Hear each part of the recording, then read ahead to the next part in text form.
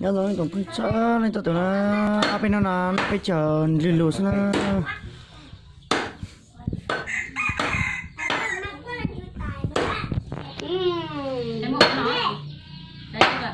con nào mà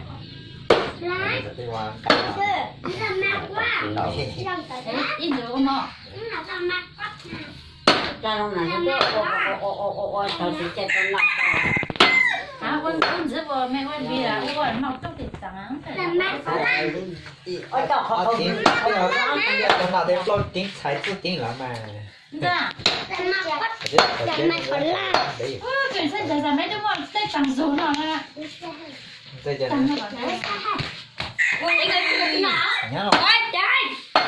ô tôi nạp hạt đâu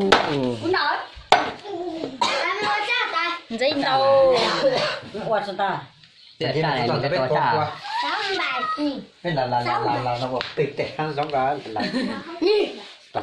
bố cụ le cái chuẩn bị sinh nhật của mình một buồn đâu thế à Anh chúng là thứ coi thử cha mẹ đấy. à chụp dấu là nó cứ nó cứ tăng là móc quá Rồi cái tiếng qua được tiếng qua mà hả na.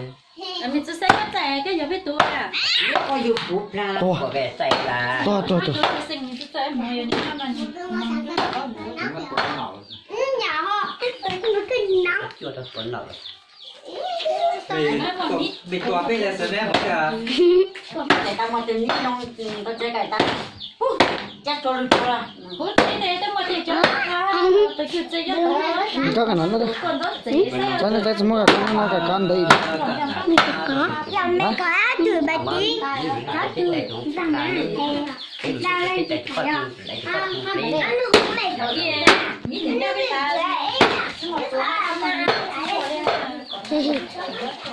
Mua miếng thôi mà chỉ mua đó đi là chua.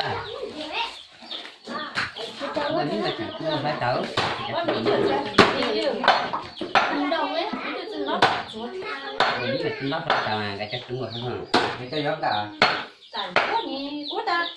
Lúc cả em dưới thì có ta biết tóc biết nọ nó chỉ Con phải là dễ đừng vợ. Ít cái thùng mít sẽ la mà ba hết rồi nó được gió thử. đò rắn trên cô ta mới làm sao cũng hiểu cũng tăng làm khó được, tức là nói, tin tin này tức là nói.